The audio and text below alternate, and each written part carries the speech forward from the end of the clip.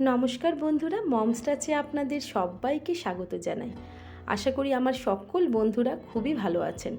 আজকের যে রেসিপিটি আমি শেয়ার করছি এটি আমার ভীষণ ফেভারিট একটা রেসিপি। আশা করি আপনাদেরও খুব ভালো লাগবে। বাড়িতেই খুব সহজ পদ্ধতিতে কিভাবে restaurant style mixed fried rice বানিয়ে নিতে পারবেন সেটি শেয়ার করছি। আমার সাথে থাকুন আর দেখতে থাকুন আমার ভিডিওটি। মিক্সড ফ্রাইড রাইস বানানোর জন্য এখানে আমার দেখুন চিকেনের প্রয়োজন। চিকেন নিয়েছি 150 গ্রাম। খুব ভালো করে ধুয়ে পরিষ্কার করে এরকম ছোট ছোট লম্বা লম্বা করে পিস করে নিয়েছি। আদা রসুন বাটা দিচ্ছি 2 টিস্পুন। এই আদা রসুন বাটার মধ্যে 1 টিস্পুন আমি ভিনিগার অলরেডি মিশিয়ে নিয়েছি। আর দিচ্ছি গোলমরিচের গুঁড়ো, 1 টিস্পুন গোলমরিচের গুঁড়ো দিয়ে দিলাম। নুন দিচ্ছি স্বাদ মতো, নুনটা আপনারা বুঝে নেবেন। খুব ভালো করে মিশিয়ে নিচ্ছি। এর মধ্যে ডার্ক সোয়া সস দেব 1/2 টেবিল স্পুন, দিয়ে সবগুলোকে একসাথে খুব ভালো করে ম্যারিনেট করে নেব। এই চিকেনটাকে আমি আধ ঘন্টার জন্য রেখে দেব ঢাকা দিয়ে। কিছু চিংড়ি মাছ নিয়ে নিয়েছি, দেখুন ভালো করে ধুয়ে পরিষ্কার করে নিয়েছি। নিয়ে এর মধ্যে দিচ্ছি 1 টিস্পুন আদা রসুন বাটা, 1 টিস্পুন গোলমরিচের গুঁড়ো, স্বাদ মতো নুন দিয়ে দিলাম, আর দিচ্ছি 1 টিস্পুন ডার্ক সোয়া সস। দিয়ে এগুলোকে সবগুলো ভালো করে একসাথে মাখিয়ে নিচ্ছি। এই ম্যারিনেট করা চিংড়ি মাছটাকে আমি আধ ঘন্টার জন্য রেখে দেব। ফ্রাইড রাইস বানানোর জন্য আমি এখানে ভাত অলরেডি তৈরি করে নিয়েছি। আপনারা বাড়িতে কম বেশি সকলেই বিরিয়ানি ফ্রাইড রাইস বানানোর জন্য ভাত করেন, তাই আলাদা করে আমি ভিডিওটা দেখাচ্ছি না। তবু আপনাদের বোঝার জন্য আমি কিছু কথা বলে রাখছি। আমি এখানে 1/2 কিলো পরিমাণ বাসমতি রাইস 4-5 বার জল পাল্টে ধুয়ে আধ ঘন্টার জন্য ভিজিয়ে রেখেছিলাম। এরকম দেখুন ঝরঝরে ভাত তৈরি করার জন্য জলের মধ্যে 1/2 টেবিল স্পুন তেল আর 2 টেবিল স্পুন নুন দিয়ে ভাতটা রান্না করে নিয়েছি। এরকম ঝরঝরে ভাত তৈরি করতে হবে।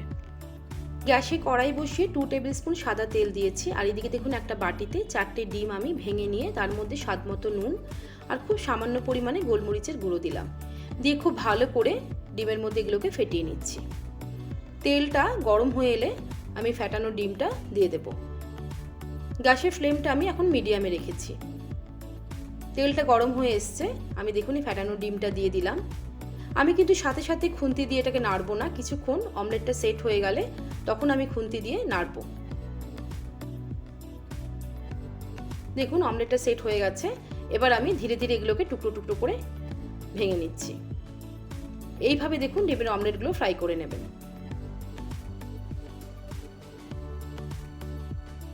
খুব ভালো করে ভেজে নিতে হবে, কাঁচা যেন না থাকে।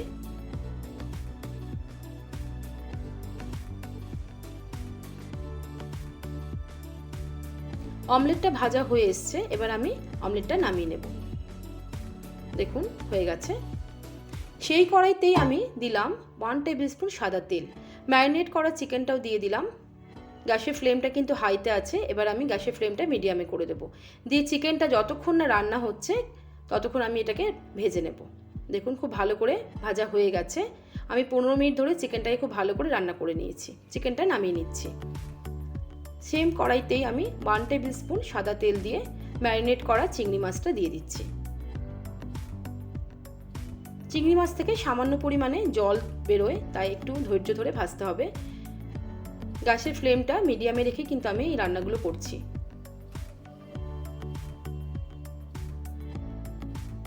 খুব ভালো করে দেখুন ভেজে নিয়েছি চিংড়ি মাছটা। চিংড়ি মাছগুলো আমি তুলে নিচ্ছি।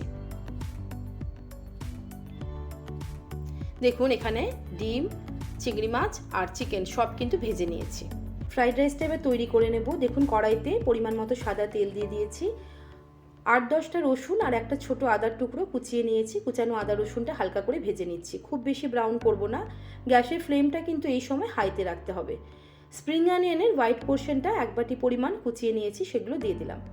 দিয়ে সবগুলো দেখুন একসাথে ভালো করে ভেজে নিচ্ছি। হালকা ভাজা হয়ে গেলে কিছু সবজি এর মধ্যে অ্যাড করব। গাজর কুচিয়ে নিয়েছি 1 বাটি পরিমাণ, বিনস কুচিয়ে নিয়েছি দেখুন 1 বাটি পরিমাণ, আর 1 বাটি পরিমাণ ক্যাপসিকাম কুচিয়ে নিয়েছি। এরকম ছোট ছোট করে টুকরো করে কেটে নেবেন সবজিগুলো। খুব ভালো করে ভেজে নিতে হবে, যেন গলে না যায় সবজিগুলো, সেদিকে লক্ষ্য রাখবেন। হালকা ভাজা হয়ে গেলে এর মধ্যে নুন দিচ্ছি স্বাদ মতো। নুনটা দেওয়া হয়ে গেলে আরেকবার নেড়ে নিচ্ছি। এবার রান্না করা চিকেন, ডিম আর চিংড়ি মাছটা এই সময় দিয়ে দেবো। গ্যাসের ফ্লেমটা এই সময় মিডিয়ামে করে রাখবেন, কারণ রান্নাটা পুড়ে যেতে পারে। অলরেডি এগুলো রান্না করা আছে, শুধু মেশালেই হবে, আর রান্না করার দরকার নেই। ভালো করে সবগুলোকে মিশিয়ে নেব। খুব ভালো করে দেখুন এগুলো মিশিয়ে নিচ্ছি। এর মধ্যে দেব 1 টিস্পুন পরিমাণ ভিনেগার আর 1 table spoon dark soya sauce. এগুলোকেও একবার মিশিয়ে নিচ্ছি। গ্যাসের ফ্লেমটা এবার হাইতে করব, হাইতে করে ভাতটা দিয়ে দেব। অর্ধেকটা পরিমাণ ভাত আমি এখন দিচ্ছি, আর অর্ধেকটা পরিমাণ মিশিয়ে নেওয়ার পর আরেকবার দেব। দেখুন হালকা হাতে মেশাতে হবে, খুব বেশি কিন্তু খুন্তিটা জোরে নাড়বেন না, তাহলে ভাতগুলো ভেঙে যাওয়ার চান্স থাকে। হালকা করে নেড়ে নেবেন। এবার বাদবাকি ভাতটুকু দিয়ে দেব। এর মধ্যে দেবো গোলমরিচের গুঁড়ো 2 টিস্পুন। গোলমরিচের গুঁড়োটা আপনারা যে যেরকম ঝাল পছন্দ করেন সেরকম বুঝে নেবেন। আর দিচ্ছি স্প্রিং অনিয়নের গ্রিন পোর্শনটা 1 বাটি পরিমাণ রেখেছিলাম, অর্ধেকটা দিলাম, দিয়ে ভালো করে এবারে নেড়ে নিচ্ছি।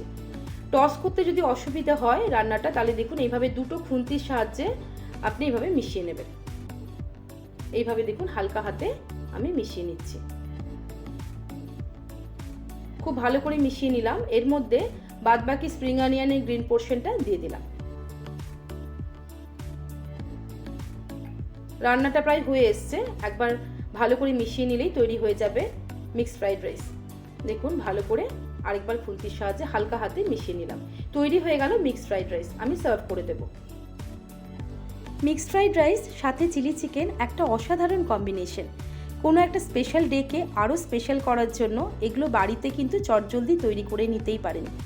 কমেন্ট করতে ভুলবেন না আজকের রেসিপিটি আপনাদের কেমন লেগেছে। আর চিলি চিকেনের রেসিপিটি কিন্তু আমার চ্যানেলে অলরেডি আপলোড করা আছে, আমি ডেসক্রিপশনে লিংক দিয়ে দেবো, ওখান থেকে দেখে নেবেন। সুস্থ থাকবেন, ভালো থাকবেন সকলে। যারা এখনও আমার চ্যানেলটিকে সাবস্ক্রাইব করেননি তাদের কাছে অনুরোধ রইল, ভালো লাগলে চ্যানেলটিকে সাবস্ক্রাইব করবেন, আমার পাশে থাকবেন। সুস্থ থাকবেন, ভালো থাকবেন সকলে। নমস্কার।